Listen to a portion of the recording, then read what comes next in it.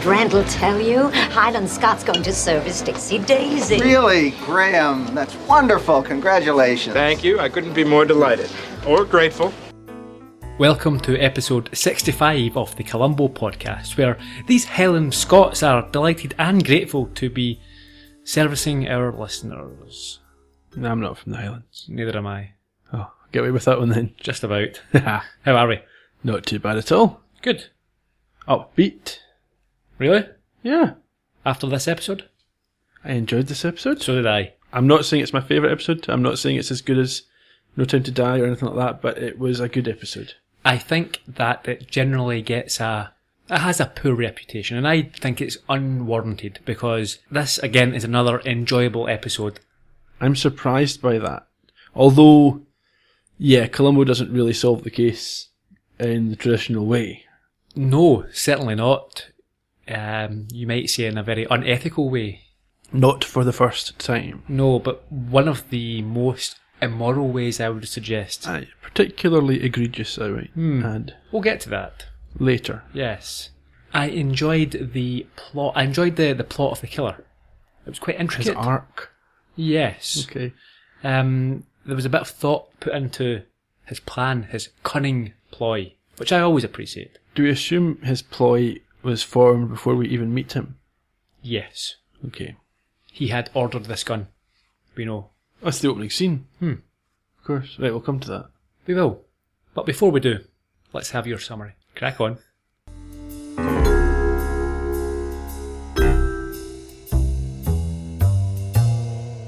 In Strange Bedfellows, a frustrated horse trainer, Graham Mcvie, runs out of patience with his gambling brother Teddy and the trouble that goes along with his debts. Hoping to kill two birds with one stone, he frames Bruno Romano for Teddy's murder, then kills Romano as well in an act of apparent self-defence. With Columbo struggling to find enough evidence to close the case, veteran Italian crook Vincenzo Fortelli demands justice be served another way. For Mcvie, evading conviction may prove the worse option, but will he choose the frying pan or the fire? Thank you, Ian. We begin with some very ominous music, and we see a man in a hat and sunglasses driving a car, or a van. Yeah, I had people carrier / van. I also had ominous music, so we've taken similar notes from this identical scene. I quite like this scene. There was a sort of POV type shot, as if someone was peeking out from behind some bushes. Yeah, it was good. Nice direction. I liked it. Driver makes his way to a nearby pawn shop. He does. He enters and he introduces himself as a Mr. Smith. He does. The owner closes the shop and they do a cash transaction for... There's a gun. Mr. Stiegler, the proprietor, had expected Smith the day before, but there had been a problem. But his worries are assuaged when an envelope full of cash is presented. He hands over this gun. It's a shiny revolver. Yep, and Stiegler advises it has never been fired, it's never even been loaded, and it can only be traced to a shipment stolen 2 years earlier in Boston. It has no history. Now this reminds me, we've had a discussion before about the ease of buying a gun and not having to produce any documentation. Yeah, this is a much better way to show how that is done. From the pawn shop, we head to Timber Ridge Farm, which is a farm for thoroughbred racehorses. Yeah, it's a stables of sorts, and there's a horse there called Fiddling Bull, and a man who I believe to be Smith is discussing the prospects of this horse with a second man. Yeah. The second man is Pat, and we learn that Mr. Smith is actually Mr. Graham Mcvie, the co-owner of this farm, this stable. Yeah, he co-owns it with his brother. When I used to watch this episode back in the 90s when it was on TV, I was sure that Pat was played by Colum Meaney. Colum Meaney, sorry, yes. No, from Deep Space Nine? Yeah, and from The Commitments, that's where I know him from. Okay. And from Con Air, and from... I think he's in The Englishman Who Went Up a Hill but Came Down the Mountain. Not seen that one. Neither have I. But he looks like him. Yeah, I didn't pick it myself. No. Okay. What other episode did this setup remind you of? Nope, not coming to me. Well, it reminded me of Any Old Port, where the brothers are Of course. in charge of the business enterprise and the older brother is frustrated with the younger one. Of course. I was trying to think of a horse-based episode there. Did the victim in Blueprint for Murder not have horses? Yep, think so. We hear Graham talk with Pat and discuss his ambitions for the stables. He wants to grow it into one of the finest in the country, I think. Yeah, it's noted how different his approach is from his late father before him. Yeah. And Pat mentions Mcvie's brother, and this is the first point we understand what Graham thinks of his brother, who's Teddy. There's a sneering, isn't there, response? He's certainly not impressed with the prospect of his brother being involved in the management of the stables. It's now the evening at the farm, and Mcvie's brother, Teddy, arrives at the house, and we find out that they've been running a betting scam. Yeah, Teddy's quite excited. He is. He feels his worries are about to be over. What worries are they? Financial. He owes a lot of money to gambling associates, maybe is the best word. People he's bet with who he hasn't been able to pay. You know, Romano and his boys are going to clean up, and I mean big time. He says they're putting out a couple $100,000 all over the country. 1,000 here, 1,000 there. Nothing big in any one place. But the way the fiddle's been running the past few weeks, the odds have got to be 20, maybe 30 to 1. Yeah, I mean, you know, that's the way Bruno figures it. Mr. Romano has it figured correctly. I won't do it again, Teddy. I know. And I'm not going to ask you to, believe me. Running up a tab like that, what was I, out of my mind? Now that you bring it up... Yeah, well, I'm done. Okay, Vegas, horses, everything. No more. That's what you told Dad 3 years ago when you went into your trust fund. And 2 years ago when you got Mom to bail you out. Come on, don't get holy with me, big brother. I mean, this place is still half mine, you know. Don't forget that. Without me, you own half of nothing. I agreed to this deal for one reason only, and that is to save this farm. We held the fiddle back for 3 straight races so that your greasy friend could cash in and wipe your slate clean. I know that, and This is it, Teddy. So help me. If you get in trouble with these people again, do not come to me. Is that clear? Is that perfectly clear? Graham. Never again. So, to be perfectly clear, Bruno Romano is the semi-mobsterish guy that Teddy owes money to. Yeah, a bit like the guy in One in the Hand, the casino boss there. He's a man who's owed money, legitimately wants it back. He's not a guy who's running some kind of loan shark scheme, I don't suppose. No. We head over to the racetrack, perhaps the next day or the weekend. Yeah, and Graham is insisting on being alone with his horse. He's down to the stables, and he sends Pat away before the race. And when Pat leaves, what does Mcvie do? He takes his horse and he showers him with sugar lumps and rides him over fences. He polishes his hooves and then he takes him to the horse dentist. And after that... he dopes him up for the race. He does. Meanwhile, at the bookies, Mm-hmm. Teddy is letting his affliction harm him once more. Yeah. In fairness, he thinks this is a certainty, and he's trying to make a couple of bucks for himself. So he places a $2,000 wager at odds of 20 to 1 on the fiddle. I suspect he thinks every bet he makes is a certainty. Yeah, that's why he's in this position in the first place. Yeah, chasing his losses. We go up to a box area within the racetrack, and we see Teddy and Mcvie, some friends, and Teddy's girlfriend Tiffany. She's very, very English and very, very irritating. I've got here terrible Cockney nonsense coming out of her mouth. Oh dear.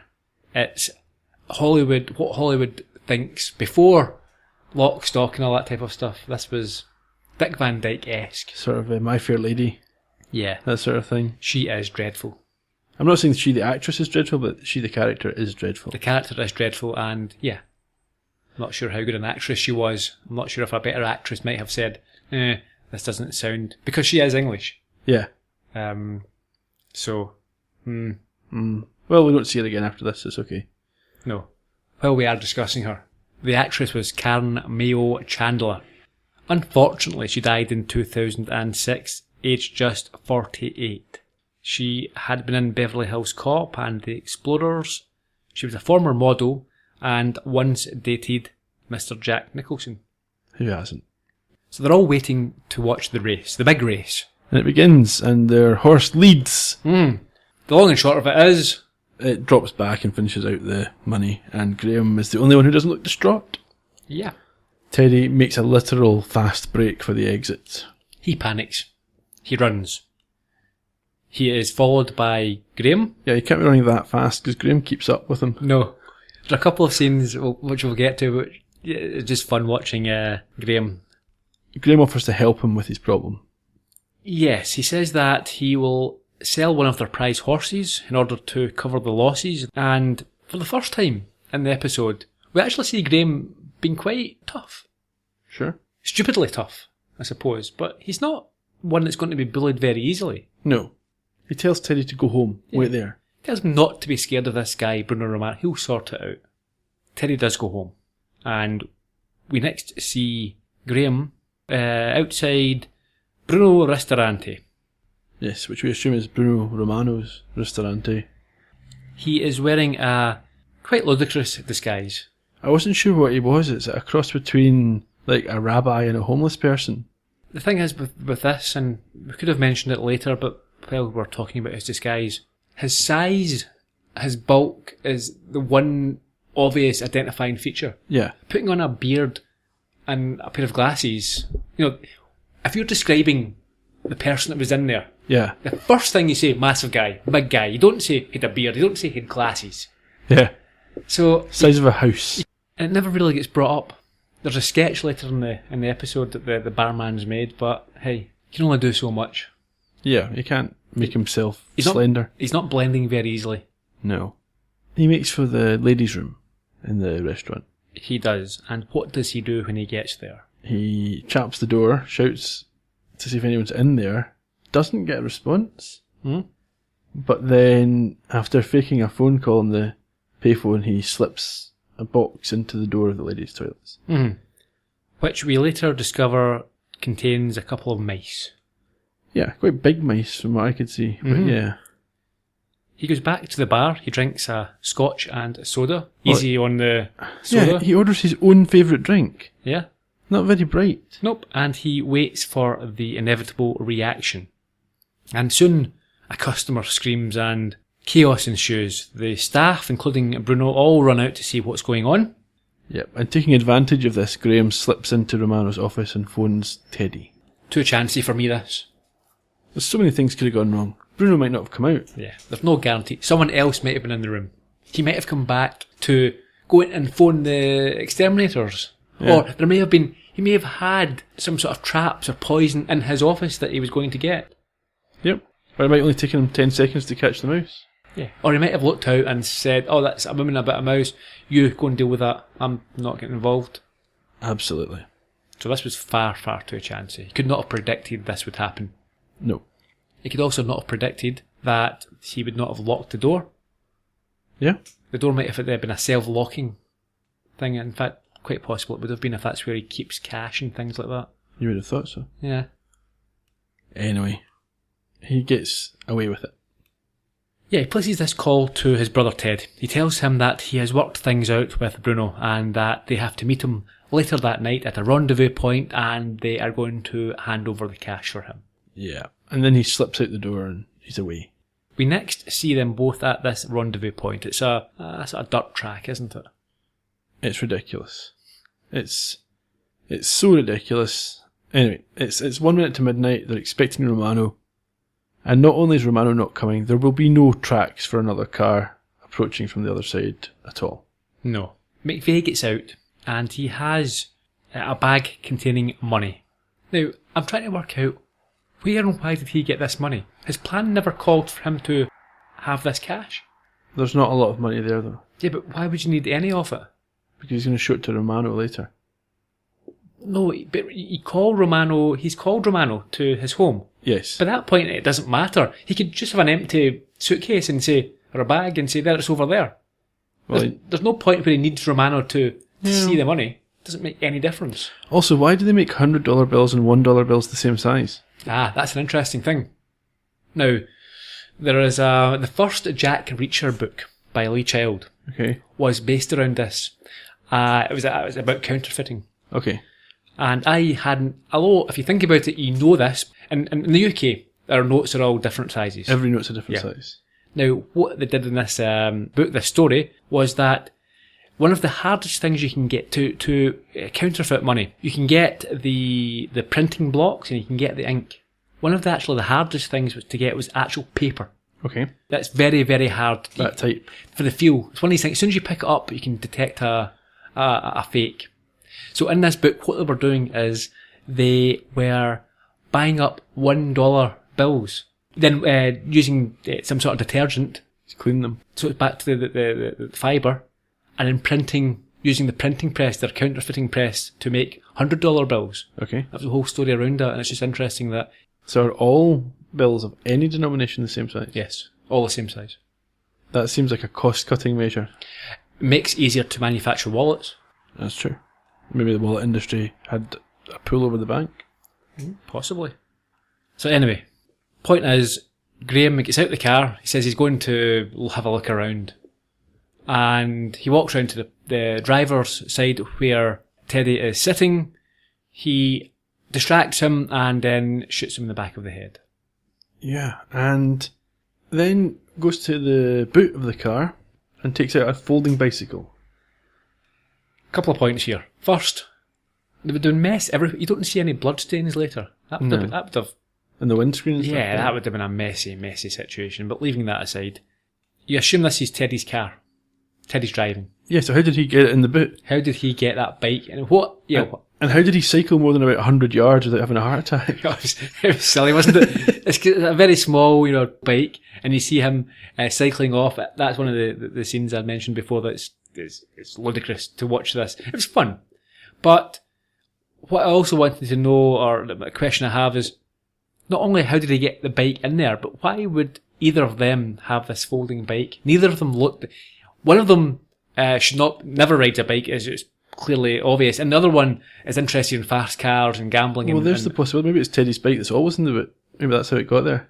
Why would Teddy have that Maybe bike? just had it. Maybe liked it. Maybe, who knows? Maybe he goes somewhere where the car can't get, and he parks, and he has to cycle up. That doesn't sound plausible. Was there another episode of the bike? Did any old port have a folding bike? That might, maybe in fact, did I think that? Yes, did it? I think I've got a vague recollection that it maybe did. So in fact, is this basically just the modern retelling of any old port then? What's a nod to that anyway? Yeah, Yeah. but yet an opposite reaction. Mm-hmm. See, the difference with Adrian Carsini is that he killed his brother in a fit of rage. Yes, it was a momentary thing. Yeah, he didn't plan it. Well, no, that's not true. He knocked him out in a fit of momentary rage and then suffocated him deliberately. Yeah, okay, I'll give you that. But it wasn't planned up front. Yeah, it wasn't a long-term thing. This is quite despicable, Sure. killing your own brother. He goes back round before he cycles off actually and takes a cigarette butt out the door of the car. I should have mentioned that. Yeah, that's a bit odd as well. If you are thinking about leaving evidence, take the ash as well. Yeah, well, what was that all about? Also, why is there not an obvious cycle track going away from the car in the mud or the dirt? Yeah. Teddy Mcvie was played by Jeff Yeager, born in 1961. He has been in Mr. and Mrs. Smith, 6 Feet Under, Live Shot, Room for Two, Star Trek Voyager, and V. He was originally cast in 21 Jump Street before being replaced by Johnny Depp. Interesting. It's now the crime scene. Finally time for Columbo to show up, but we get... Tropes aplenty. Jeez, oh, this is like Trope City, USA. We've got backfires, we've got him being sort of dishevelled for some particular reason. We've got them not recognising him as a police officer. Yep. We've got there was something else as well. We've got the mob hit theory. Yes, that was it. Also, Bruce Kirby's here and they've given him a different character name. Why? Sergeant Phil Brindle. Why did they change his name? There was no need. There was no need whatsoever. Why could this not have been Kramer? I don't understand. It makes no sense. It's almost as if the writers didn't bother to watch any other Columbo. And the frustrating thing is that this was his last of 9 episodes. Ah, The first being, can you remember? no. The lab attendant in Lovely But Lethal. Right. He wasn't a cop. I don't even remember him in that one. Yeah, small part. Columbo's not well. This annoyed me. Why is he not well, and why did it annoy you? He's had clams, and it's third or fourth time now in the show where Columbo shows up under the weather for no plot-based reason. Just to annoy everybody. I think they think it's funny, endearing. It's not funny. It's annoying. That's quite annoying. There was no purpose. If Columbo wasn't ill here, why would it have been a worse episode? It wouldn't have been. They were obviously kind of playing back with Stitching Crime and a couple of other times when he's not been well, but I don't think it helped. I don't think it adds anything. It didn't add anything to Stitching Crime either. No. That was the one thing that pulled that down from being a top tier episode. Okay. So as mentioned, Brindle, he puts forward this mob hit. It's never a mob hit. Never a mob hit. It's almost a mob hit here, mind you, but it's not a mob hit. Columbo IDs Teddy and he recognises the name of the stable. Yeah. He's got the business card Yep. in the wallet there, and there's betting slips. Yep, he sees the losing $2,000 betting slip and a receipt for a car wash.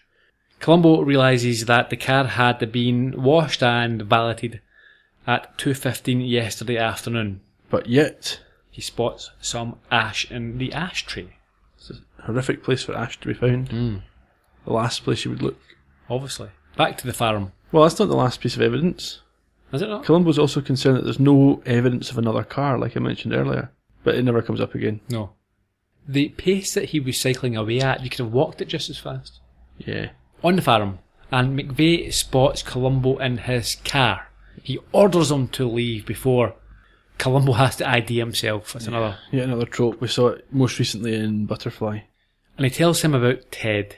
And at this point he mentions that, it's a hard thing to do to break this news. He's never managed the right words in all these 20 years of doing it. It's lying. Utter nonsense. 20 years. That's not even back to the beginning of Columbo's first season. When he was a seasoned detective. Yep. Yeah, this is garbage. But I don't understand the lie. It serves no purpose. Just doesn't want to give anything away about himself. No personal information. Mcvie pretends to be shocked, then angry, and he assumes that it was a mob hit himself. It's never a mob hit. Never a mob hit. Columbo asks if Ted had mentioned any names to Mcvie, and he provided an unconvincing answer. He did mention one name. Last night on the phone. Sir? My brother and I had a horse running yesterday afternoon. Fiddling Bull. Teddy was positive this horse was going to win. When he lost, well, I never saw my brother so upset. He ran away. I caught up with him, but he refused to discuss it. And then last night we were both at home and he got a phone call. It was around 8:30, I think. And I couldn't help but overhear. He was talking to someone named Bruno. Bruno? That's it? Bruno. Bruno. Teddy was terrified. He kept swearing up and down how he'd make things right, how it wasn't his fault. I didn't know what he was talking about. Then around 11:30, he went out. I was in bed already, but I heard him. I looked out the window and watched him drive off. Normally, I would have assumed that he'd gone to Tiffany's house. Tiffany, sir? Tiffany Keene is a woman he's been seeing for several months now. But there was something about that phone call. So when I got up this morning and I realized Teddy's car was still missing, I called Tiffany. She told me she hadn't seen him since yesterday afternoon at the racetrack. That's when I called you people to report him missing. Columbo does something unusual next. What is it? He tries to borrow or acquire a cigarette from Graham. Yeah, can I bum a cigarette? This is the first time we've seen Columbo smoke a ciggy. Is it? Yeah. Remarkable. I am led to believe from the early episodes that Peter Falk himself was a cigarette smoker. Yeah, and not a cigar. Doesn't like cigars. I believe episode 1 or 2 you mentioned that. Mm-hmm. And also I've memorised all 65 episodes of the Columbo podcast. Of course. So he takes a cigarette, takes a drag from it, but he's using this to get some information.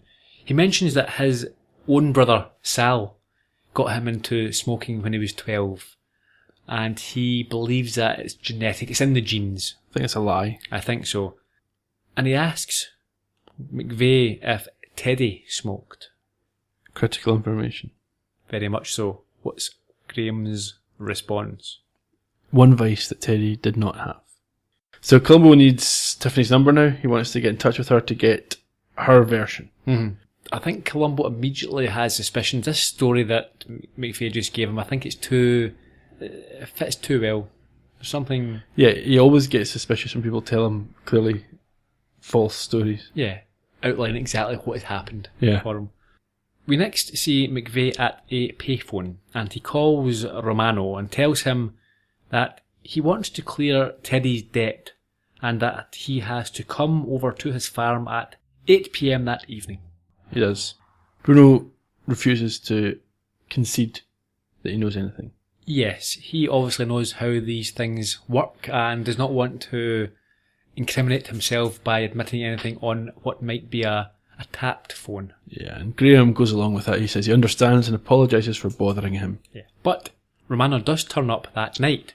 He does. He arrives with his own gun and he enters through the patio doors, and immediately he grabs Mcvie and asks why he didn't mention the fact that his brother had been murdered earlier. Yeah, because Graham says it's because he thinks Romano killed him. Mm-hmm. And Romano is pointed to a suitcase of money. He has a quick glance through, immediately realises that the money is not as much as he was expecting, and what happens? Graham shoots him. Dead. And then does the old switcheroo. Yeah, so did Graham know the type of gun that... Because it was the same type of gun. I think that's maybe a coincidence. You think? I don't know for sure. How would he know? Oh, maybe he researched it, I don't know. So he takes the gun that he bought from the pawn shop. That was the gun that he used to kill Teddy. Yes. And he places that in Romano's hand. Yeah, we should be clear, he killed Romano with a separate gun altogether. I think one that is his and registered to him. Yes, of course, because what he's doing here is pretending that Romano come round to threaten him to get the money that was apparently owed by Teddy, and in self-defence, he shot Romano. That's the story. So effectively, Bruno has the gun that killed Teddy.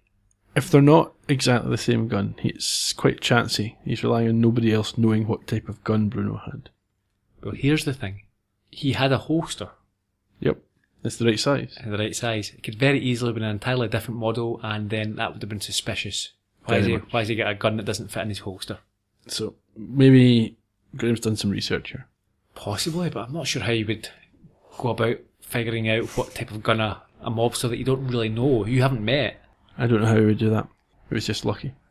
Unless the guy at the pawn shop, he knows the underworld, doesn't he? Maybe that's where Romano got his gun. Yeah, so maybe. But then no, that can't be right either, because the police had seen his gun previously and it was registered.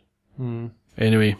After he shoots Romano, he calmly picks up the phone and he calls 911 claiming self-defence. Absolutely.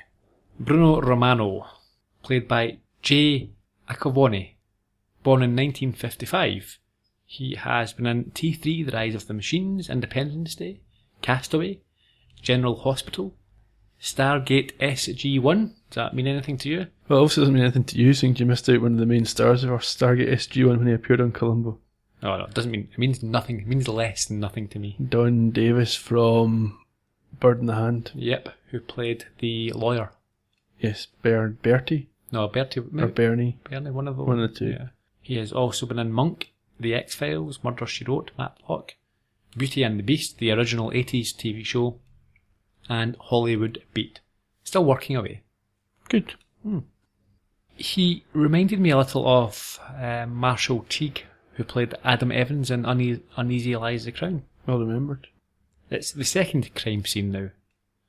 Yeah, Columbo shows up, but it's not his crime scene. No, the other cop starts to get a bit irritated at Columbo. I think that Columbo's there on the scene. I like the way he talks to Columbo. It's quite amusing. What does he say? He's not respecter of reputation. No. This Lieutenant Schiffer. Yeah. What are you doing here, Columbo? What do you mean, what are you doing? What am I doing here? I'm the greatest homicide detective this country has known. You should be grateful I'm here. Never lost a case. Yeah, but I like the fact that Schiffer also addresses Columbo exclusively by his surname. Yeah. He doesn't say, "Hey, Frankie!" Mcvie tells him the story about Romano arriving, demanding the money. Threatening his life. Yeah. Columbo notes the revolver. He then comments on how lucky Mcvie was in being able to outshoot Romano. So Romano is, you'd imagine, a guy who is more used to handling weapons. Yep. He is the aggressor, but yet Mcvie has managed to get to his gun and shoot the other guy dead. I think that this is one of the first clues that Columbo... Yeah, he's very adamant, very lucky, he says, doesn't he? It's not sitting right for Columbo that Mcvie would have won that. He then mentions that he spoke to Tiffany as discussed, and he knows that the race was meant to have been fixed. Now, Mcvie denies any knowledge of this and claims that it wasn't. I mean, the horse lost. How could it have been fixed? Yeah, absolutely. He then proposes an explanation of his own. Can you remember what that was? Yeah, I can, and it annoyed me because it's back to the old thing from the original run where the killer would give away too much information, too many theories. Mm-hmm. It occurs to him that Teddy could have told people the race was fixed after seeing the workout when the horse was very quick, maybe as good as fixed. Yeah, that's not what happened. No. And Columbo wouldn't think that's what happened. And then there's a barely believable show of emotion. Yeah, he overacts, doesn't he, to try and convince Columbo, and that just makes things worse for him. I think at this point Columbo is really, really suspicious. Yeah, a bit like Death Hits the Jackpot in terms of the overacting. But better news. What's that? Columbo's been cured of the lurgy. Mm-hmm. As Columbo leaves, we hear a slowed down version of This Old Man. I like that. They play it throughout the episode. I really quite enjoyed that version. Yeah, it's well used. We then have a one more thing. Don't we always?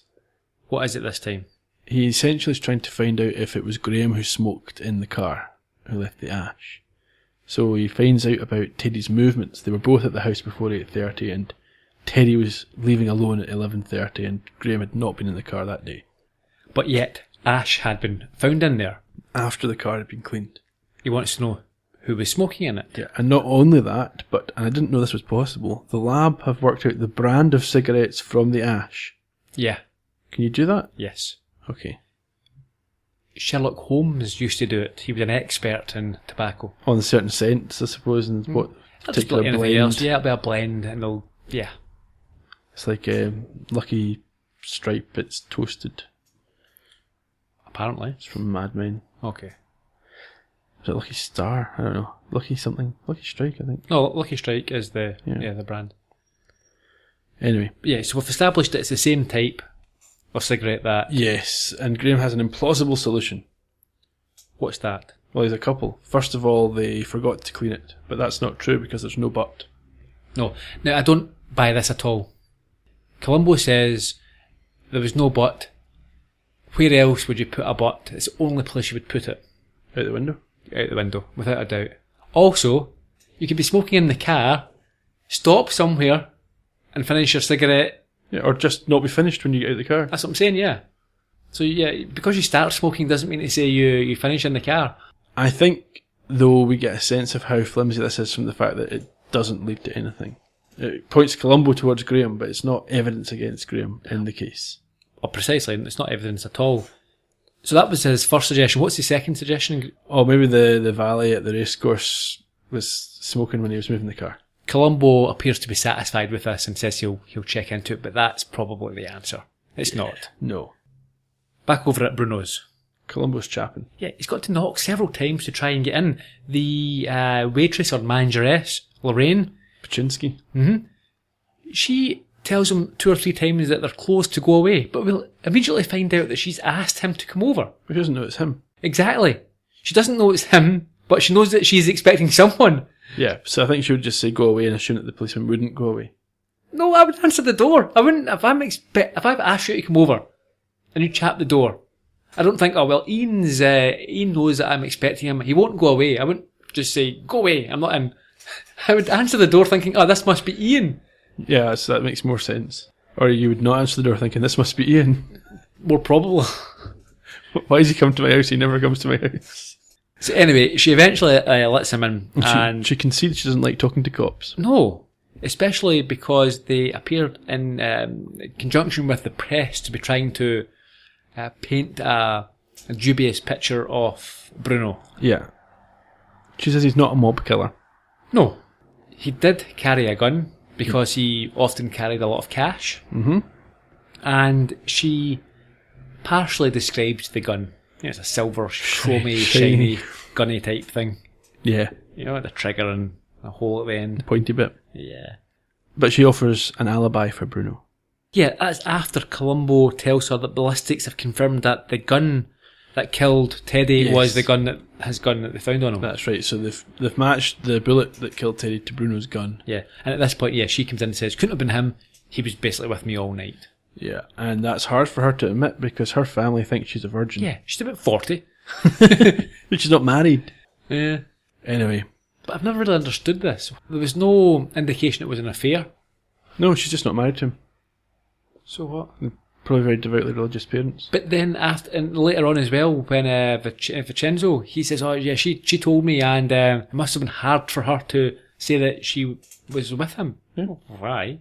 If their family were very religious, they might have an issue. But she's not his family. Her family. Yeah, but Vincenzo wasn't. Why would it be hard for her to tell him? Because maybe word would get back. Yeah, it doesn't ring true. I don't know.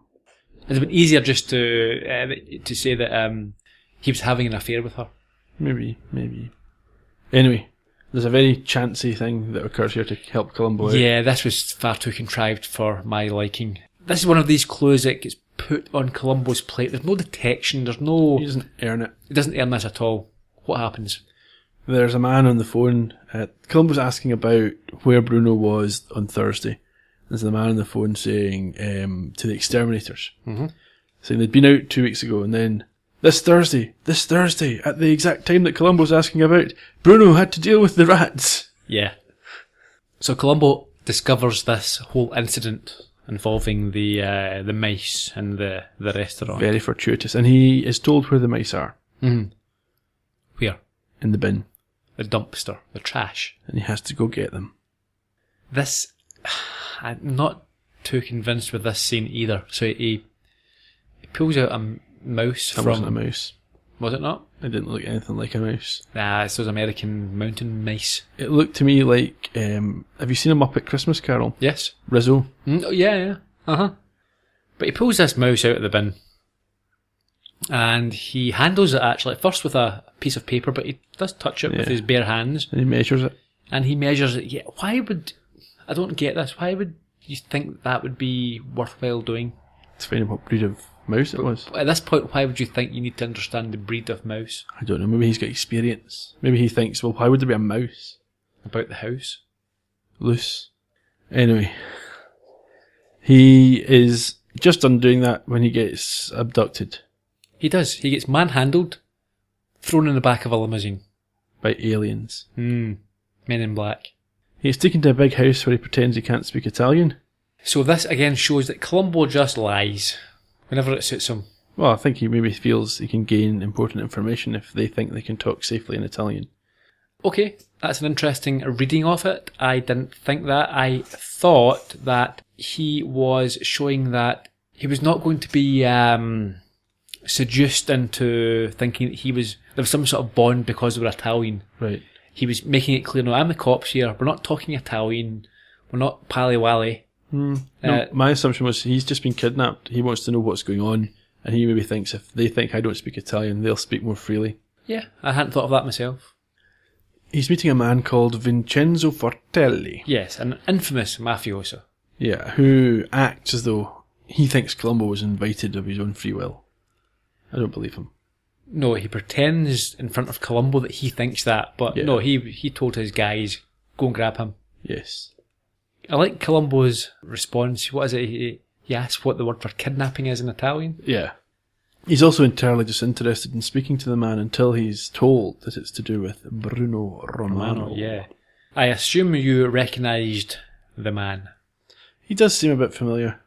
What would I know him from? Well, it's Rod Steiger.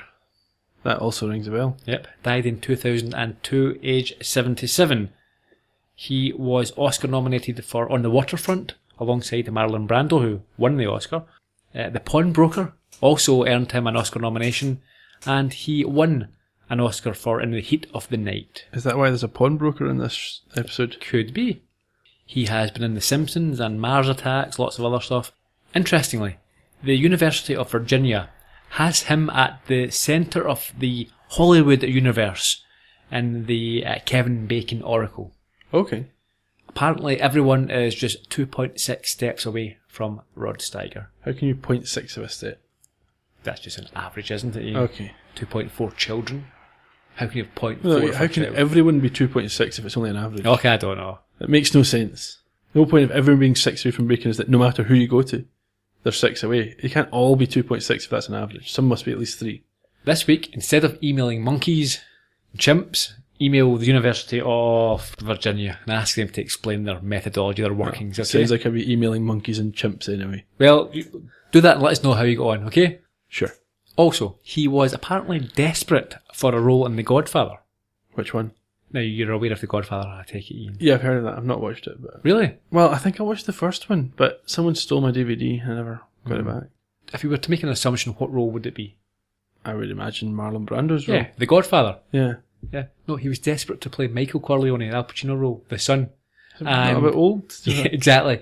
The director and the producers, he was desperate, he was begging them. Wouldn't even give him a test. Says, nope, don't be stupid, you're not playing Michael Corleone, go away. Did he curse the production? I think he did, yeah. Yeah, he's not very good at curses either because it was very successful. On mention of Bruno Romano, as you say, Columbo is more keen to be forthcoming, and he gets invited in for lunch. Yeah, it's going to be a sort of a silver service type of event. Yeah, looked lovely. There's a discussion to be had about the gun. Well, before that, Vincenzo informs Columbo that he knows that Romano did not kill Ted, because he knows that he was with Lorraine. Yep, and as you said, that must have been hard for her to admit. Yeah, so he believes her. And he also goes on to mention that the ballistics were not the ballistics of Romano's gun. Yep. Columbo should check on the police file, ballistics file, and you'll see that these guns do not match. You would have thought Columbo might have had that information already. Yeah, you would have thought. Columbo seemed surprised that there was such a thing. A ballistics file? What is this? We've got one. The cops. I'm so badly prepared and not thorough. I think one of our things we've always assumed with Columbo is that he's meticulous in his preparation for a case.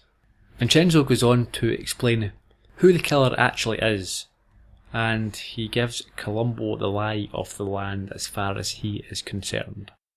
Now, is the gun you found supposed to be the gun that killed his brother, Teddy? It's the same gun. The ballistics match. But it's not Bruno's gun. Bruno's gun has different ballistics. I mean, the police have a record. They picked him up in November. There's a record of different ballistics that the cops have, but that wasn't in his file. Well, why don't you check the ballistics file? The ballistic files. I'll do that. And if you're right, you're right. You see, the only person that could have taken the gun out of Bruno's hand and replaced it with the murder weapon had to be the same hump that killed him. Mr. Graham Mcvie, okay? Now, this is the bottom line. Either you get him or I get him. All right, I'll let you go first.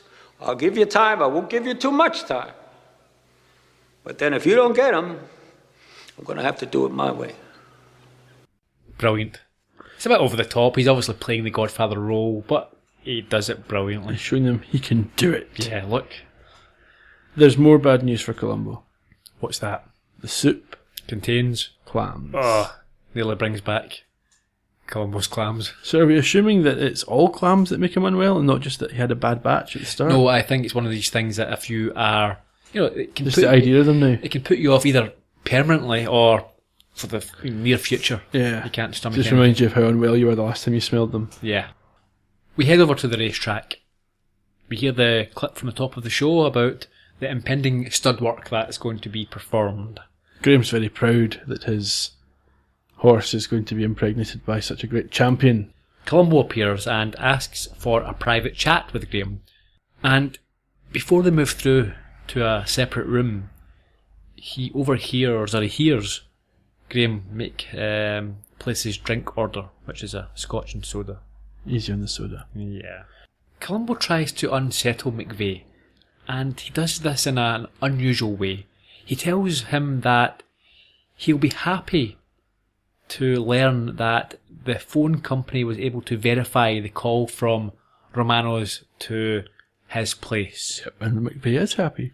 Yeah, he acts nonplussed, but I think, he's starting to He's wondering why Columbo thinks he should be happy about this. Yeah. Why would he have been worried before? Yeah. Columbo then tells him about the mice incident. And he does a little impersonation of a woman being attacked and eaten by a mouse. He does. Quite fun. He then pulls out a rubber mouse. He does, and exonerates the exterminator. How did he do this? He shows the measurements of the mouse. It is too long in the tail to be a mouse that occurs naturally in this part of the world. It's more likely to be found far away from the restaurant, maybe up near the farm where Graham lives. For example. Just as an example. Yeah. You don't get them in LA. The thing that annoyed me about this scene is that Columbo was happy enough to take his pencil out and write on the tablecloth. That's just Rude. bad manners, yeah.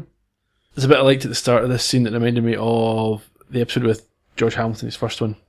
Deadly State of Mind. That's the one. He gets invited by the group of people to tell how he solved the murder, and then there's a bit later on he talks about cream soda, which is what he drank on that occasion. Well spotted, well observed. There's one more thing right at the end of this scene. What's that? Columbo has interviewed the valet people, Mm-hmm. and he knows that the person who drove the car doesn't smoke cigarettes, at least not at work. It's against the rules. So, who did? Who knows, but Columbo leaves again. Back to the farm. Mcvie buries the gun under a bird bath. Yep.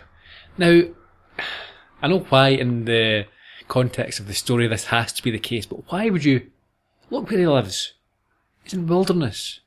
It's all his own land. All his own land, and there are so many hiding places, it's unbelievable. Why would you plant that gun on your own property? Maybe he thinks it's the last place they'd think to look. No, it'd be the first place. Well, they don't find it. They haven't looked for it. That's true. He almost finds it, we'll get to that. Yeah, we're still at Mcvie's the next morning. We are indeed. And he is paid an unwelcome visit by Vincenzo, who, in order to recoup the losses he had incurred because of Teddy, makes Mcvie an offer he cannot refuse. Okay. I mean, insanity is not one of my failings. I see I have to be specific with you. So as of 6 o'clock tomorrow night, you will have your signature on a document that transfers all the controlling interests of this organization over to me. All right? And if you don't sign it, I'll have you killed. Nothing personal, just business. Look, let me think this over. I may be able to raise the money. I don't want the money. I want the farm. Wait a minute now. That's it. I'll see you at 6 o'clock tomorrow night. You are crazy. You hear me? You dirty bastard, you're crazy! You got a foul mouth. As I mentioned earlier, he's got some cojones on him. Yeah, he does have a foul mouth. Potty mouth. Nasty little man. Big man. But, yeah, he doesn't... He is stupidly brave. Yeah, and unreasonably so. For some reason, Barney has downgraded his premises severely since his last appearance. He has. We meet John Finnegan playing Barney, and this isn't the same Barney's Beanery. No, this reminds me of the one from Ransom, Could be. right at the very beginning. Yeah. But that wasn't Barney's. Columbo is complaining about the chili. Sitting out for 9 years, he said. Whilst Brindle argues baseball with Barney himself. Yeah. Mcvie bursts in. He wants help. He tells him about the threat from Vincenzo, and he says that Vincenzo must be the killer. And Brindle thinks that's plausible because he has found out that Fortelli is a... Fortelli, is that right? Mm-hmm. Fortelli is a part owner of Bruno's Ristorante. Yeah. Columbo confirms that Vincenzo is a very serious man, not to be taken lightly. But he cannot act. The police have no powers at the moment. There's been no threats made or nothing they can prove. they will have to wait for him to do something before they can intervene. They're playing with Mcvie. They are. They are using him. Absolutely. Already at this stage, they know that they need the gun, and they want him to give it to them. Columbo says that all they can do is put a very loose tail on him, Mcvie that is, and watch in case anything happens. Yeah. This scene ends, and it's with a shot that the director used a lot. He was a big fan of Mcvie, or the actor playing him, because you get a lot of sort of static close-ups of him filling the screen. Obviously, it's hard for him not to fill the screen. Yeah. But you get a lot of these sort of profiles throughout the episode, which was quite an interesting thing. Yeah. Of course, the actor playing him was Norm. George Wendt from Cheers. That was the Frasier spin-off. Born in 1948. Now, you were surprised to learn that he is only in his mid-60s at the moment. Yep. Which would have meant he's only in his mid-40s. Yep. Yeah. I think we were both surprised to learn that. Very surprised. I'd have put him back then at mid-50s. 10 years older. So, most famous, as we know, for playing Norm in Cheers. He had 6 Emmy nominations. I think he was in every episode of the show. He also played the character Norm in 7 different shows. So we've got Cheers, St. Elsewhere, The Tortellis, The Simpsons, Wings, Frasier, and Family Guy. I was going to ask if he was in Frasier as Norm. He has also been in House, the movie from the 80s, not the TV show. Oh, okay. It's a horror comedy. Right. Good fun. One of my top 10 movies of all time. Mentioned it before, Fletch. Okay. Frasier, as mentioned, and he had his own show, the George Wendt Show, which lasted for a grand total of 8 episodes. Fair enough. Although it's fairly highly rated in IMDb. Interesting then. He is an alumni of Chicago's famous Second City comedy troupe, and he also played Macaulay Culkin's dad in the Michael Jackson video Black or White. Eclectic mix. Yeah. A fun guy to watch. Sure. Good on-screen presence. Definitely. He carries the scenes that he's in. We're on the road. I do get this, but I didn't get this at the time. Mcvie is frightened to be getting chased and attacked by a car containing some of Vincenzo's goons, yeah. So he's getting banged around and he's getting bumped, and he uses his mobile phone and he calls Brindle in a panic. You don't get many car chases in Columbo. You don't. And Brindle gives him some directions and says, right, go down here and we'll send some squad cars and cut you off. Or yeah, they just so happen to have squad cars ready. Yeah. That was our first clue. Yes. I didn't pick it up at all, but yes. So the squad cars come along, stop the chase, and apparently are going to arrest the bad guys, and Mcvie seems very smug and satisfied by this at the end of the scene. Absolutely. I think he's feeling vindicated in his honourable behaviour. Mm-hmm. We're back on his farm, and he is distracted from a phone call he's making when he sees Columbo outside. Now, did you understand why he was distracted? Because Columbo's right next to the bird bath. Yeah, hovering around there. I thought that was going to be another moment of Columbo magic there. Yeah. But no, Columbo doesn't find the gun. He comes inside and he tells Mcvie that they had to let these goons go. Yeah, but Vincenzo would be foolish to make his move now when the police are watching. Mm-hmm. And he gives him his business card with his work and home telephone number on it. So he's to give him a call if he gets himself into any trouble. And I think Columbo probably suspects that he'll be receiving a call at some point. I think so. And he needs some help from Mcvie. What type of help is that? Some sort of pyrotechnic help. Why? Because his cigar's not lit. Yeah. And he wants to see Mcvie's lighter, essentially.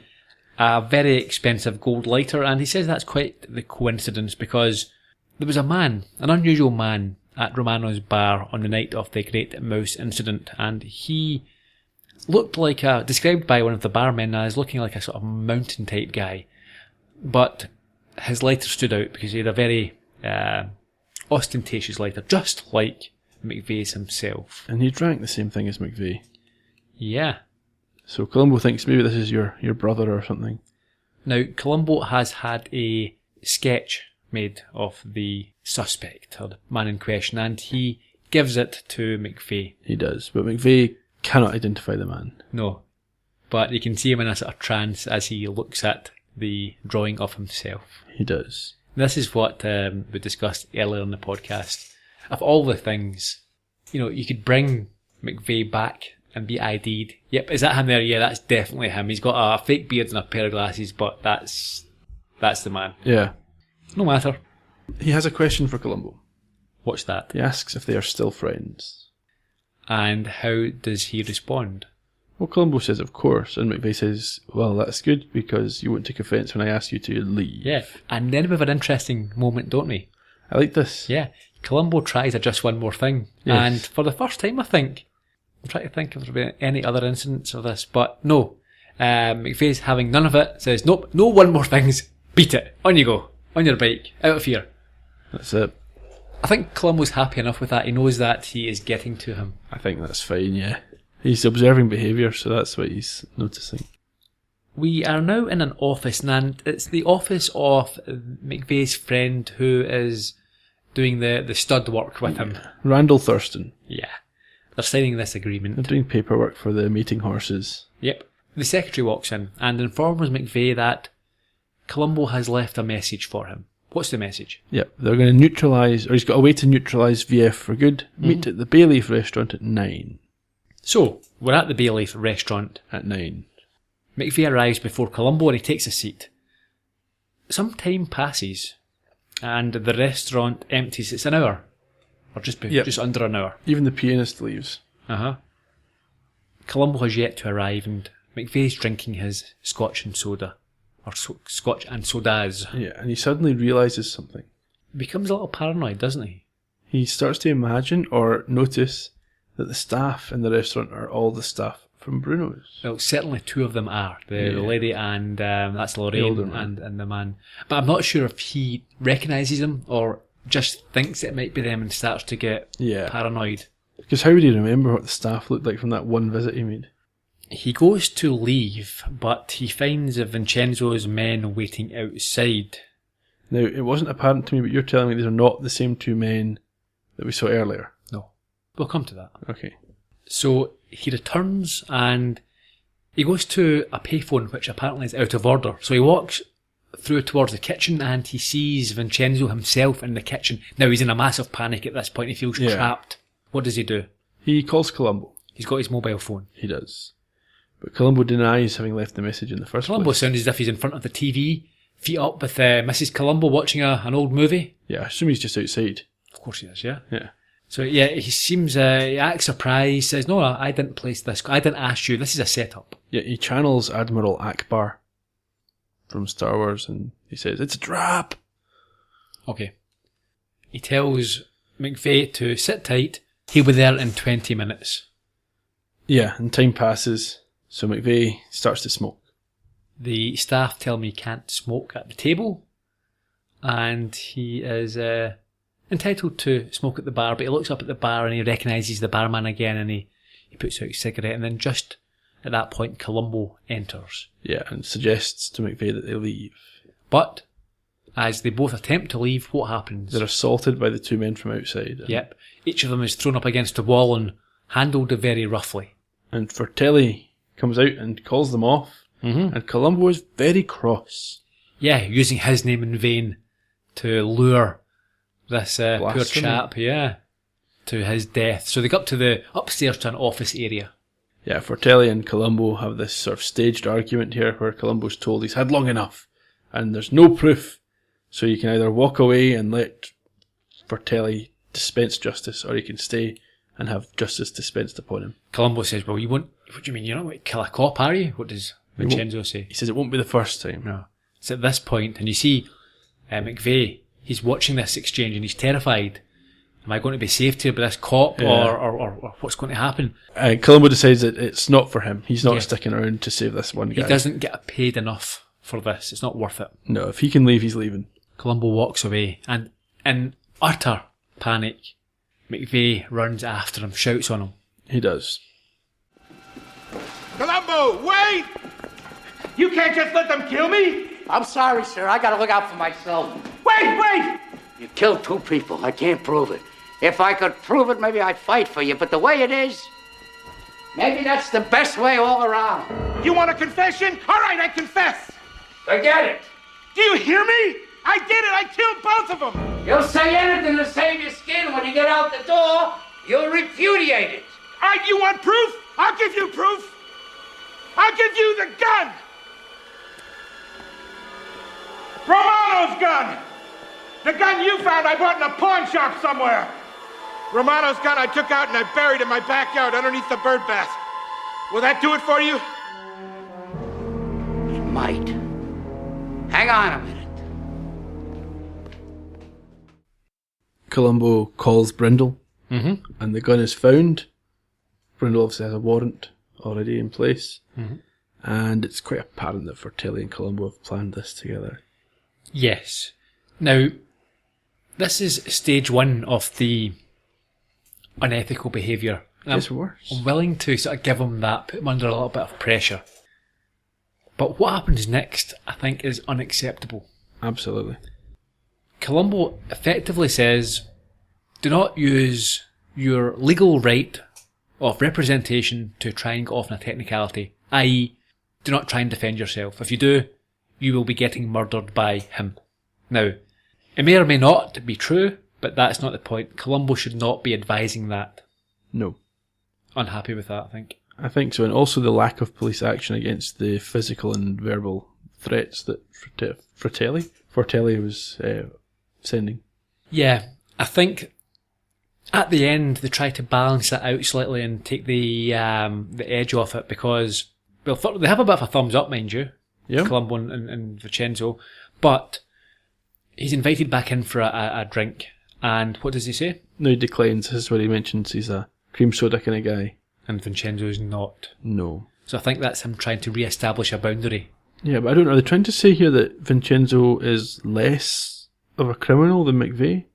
It's worth sacrificing Mcvie to get Vincenzo's to get Mcvie? We do not know the backstory, but I would guess, this is meant to be a Godfather type figure here. He's living in a multi-million-dollar house. I would have thought Mcvie's killed 2 people. Vincenzo has been responsible for several more, probably dozens more over the years. Yeah. And not just the murders, but drugs and the prostitution, the life that he's ruined.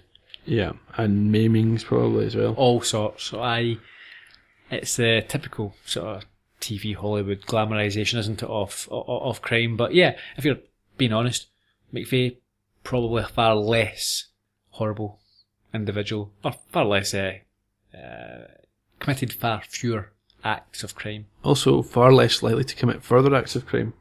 Yes. Anyway. Thumbs up. All's well that ends well. But what's also quite good is that they then think, the viewers aren't very bright in this show, let's explain exactly what's just happened to them. Yeah. So they do. They do. The 2 hard men at the door were police officers, and Fratelli and Columbo were in on it, and everyone knew what was happening except Mcvie, who's now not allowed to defend himself. Yep. Enjoyed it. I did quite enjoy it. I mean, there's obviously things that we've picked at during it, but overall it's not one that you think, I wouldn't want to sit through that again. No. It doesn't annoy me in any great detail. I liked the performance of the killer. And of the Godfather. They were course. both entertaining. I don't see why you would be thinking this is one that they can't handle. This is the first, isn't it, Ian, in the last season? It is. Perhaps we should explain the conceit of our podcast one last time. Okay. For the final season. Anyone who's just catching up right now may not know. Where have you been? Come on, Exactly. do try and keep up. Listen to the first 64 and then come back to us. But Gerry is the world's foremost Columbo expert. I'm not. And I've never watched Columbo until starting this podcast. Correct. And each week I watch an episode for the first time and we discuss it chronologically. And we're getting towards the end. There's only 5 more left. Yeah. I mean, by this point, Ian, you're just about as much a Columbo expert as most of us, certainly as myself. No, there's 5 that you've seen that I've not. Yeah, but to be honest, those 5 I've probably not seen that many times. Maybe a couple of them are worth discussing and are rewatching. But some of them Or not so much? Not so much. Well, maybe, but I've not seen anything twice, so I'm still only a first-time viewer of everything. Mm-hmm. Will we do some production information for this week? Yeah, and then we can wrap up with the episode summary. 8th of May 1995 at 89 minutes in length. A return for Vincent Mcvie as director, his 6 of 7. Peter S. Fisher is again the writer, although this time credited as Lawrence Vale. Do you remember when we first heard of Lawrence Vale? Yeah, we had a big discussion on this at the time of the old-fashioned murder episode, which I think is season 6, middle of season 6, the shortest season. And we couldn't work out, but we found other possibilities. We found another suspect for the... It was Peter S. Fableman, wasn't it? That was there. But no, Lawrence Vale is the pseudonym of Peter S. Fisher. Yes. And in his book, which I have not read, but I've heard it's very good, but it's £140 on Amazon, Murder, She Wrote and Me. Apparently, Peter S. Fisher says that, he puts Lawrence Vale on the credits when he's not entirely happy with the work, which I think it's a bit unfair for both his episodes. Didn't hate either of them. No. I mean, old-fashioned murder was a bit meh. Yeah, but it wasn't dreadful. No. Wasn't. I can understand if he'd written Commodore. It could be that he does it when they change things he doesn't like. You got that a lot with directors up until 2000, the Alan Smithy credit. Yep. This is his last of 9 episodes. The first being Publish or Perish. I was going to say, how does his track record compare then to Jackson Gillis? I would suggest more favourably. Do you want to go through them? No. Is it because you haven't written them down? Yes. Okay. Remind me next week, you might do it. Okay. No additional trivia this week. Episode review. Okay. Motive. Control of his horse racing empire. Alibi. At home, I guess. Yeah, it was the framing of Romano and then self-defence. Yeah, he said he did it himself the second one, so he didn't have an alibi for that. Yeah. Clues. The cigarette ash in the car wash. The mouse incident. And the species. The gun ballistics not matching up. The lighter and his favourite drink. Yep. Anything else? The speed of the draw of the gun, did you see that? No. So winning the shootout, essentially. Mm-hmm. And the overacting when he was questioned. Yeah. Gotcha. It was the forced confession through threat of death. Yeah. So we can leave that until the final episode or so. But it doesn't look good if we assume again that he doesn't. Although, no, by this point he can't retract it. You can? What? You can't retract finding the gun. You can. Oh, that's true. Yeah. They can retract confessing, but they've still got the gun. Yeah. So you might be a bit of bother. Next week, we have A Trace of a Murder. Okay. Can we just remind people, even at this late stage, to go to iTunes, rate, review, subscribe. Even if you have reached the end of the journey, more or less, with us, there are people who have not yet discovered the podcast who will be able to begin at the beginning. And you can help them find us by doing that. It would be very much appreciated. Other than that, I think it's just time to say cheerio. Bye-bye.